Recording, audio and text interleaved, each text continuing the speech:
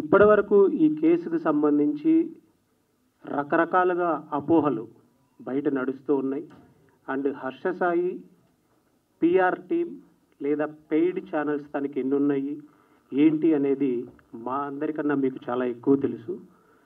మేము ప్రతి ఛానల్కి వెళ్ళి కూర్చొని వాటిని ఎక్స్ప్లెయిన్ చేసే అంత టైం లేదు కాబట్టి, మా ఇంటెన్షన్ అది కూడా కాదు కాబట్టి, అండ్ సింగిల్ సిట్టింగ్లో క్లారిఫికేషన్ ఇవ్వాలన్న ఉద్దేశంతో మీడియా అందరినీ ఒకే వేదిక మీద అడ్రస్ చేయాలన్న ఉద్దేశంతో వచ్చాము. ఈ కేసుకు సంబంధించి చాలా అపోహలు బయట నడుస్తున్నాయండి. అంటే అసలు కేసు ఎఫ్ఐఆర్ ఏంటి, ఏం ఫైల్ చేశారు అనేది క్లియర్ డీటెయిల్స్ ఇప్పటివరకు ఎక్కడ రివీల్ చేయలేదు. అట్ ది సేమ్ టైం 2 కోట్ల కోసం ఇలా చేశారు అనే కొన్ని అలిగేషన్స్ వినిపిస్తూ ఉన్నాయి. దాంట్లో వాస్తవం అనేది లేదు. కంప్లైంట్ కాపీ అనేది ఎక్కడ ఇంతవరకు రివీల్ చేయడం జరగలేదు.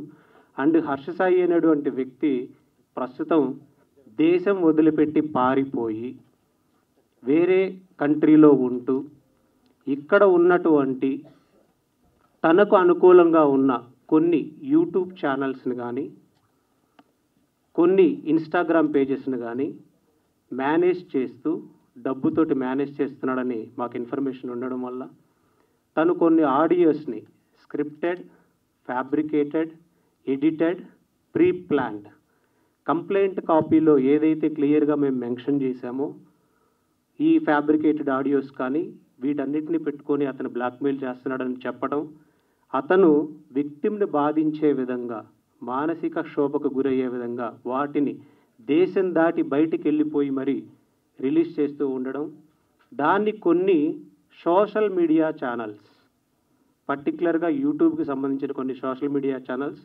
ఎంటర్టైన్ చేస్తూ ఉండడం వలన మేము హైకోర్టును అప్రోచ్ అవ్వడం జరిగింది. మాకు నిజంగా ఈరోజు వరకు ప్రతి మీడియా సంస్థ చాలా సపోర్ట్ చేసింది.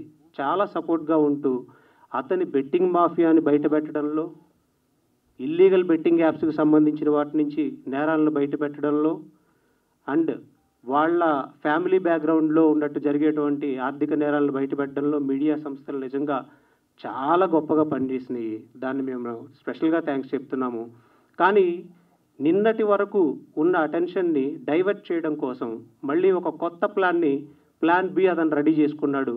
మీడియా సంస్థల మీద కేసులు వేస్తున్నటువంటి లాయర్లు అనే వాదనని తెర మీదకి తీసుకొచ్చే ప్రయత్నం చేస్తూ ఉన్నాడు. మేము మీడియా సంస్థల మీద ఎలాంటి కేసులు వేయలేదు.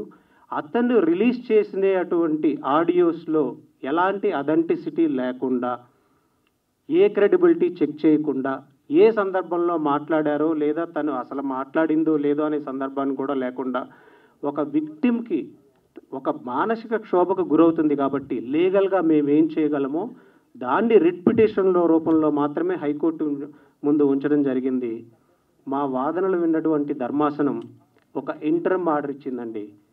ఆ fabricated, edited, scripted, pre planned audios నిందితుడు కొన్ని యూట్యూబ్ ఛానల్స్ని అడ్డు పెట్టుకొని తనని మానసిక క్షోభకు గురి చేస్తున్నారు కాబట్టి ఆ లింక్స్ అన్నీ కూడా ministry of broadcasting and technology union of India, Telangana government and cyber crime and SHO, YouTube and meta వీళ్ళందరినీ పార్టీగా చేయడం జరిగింది. వీళ్ళందరూ వాటిని తీసివేయాలని కూడా జరిగింది.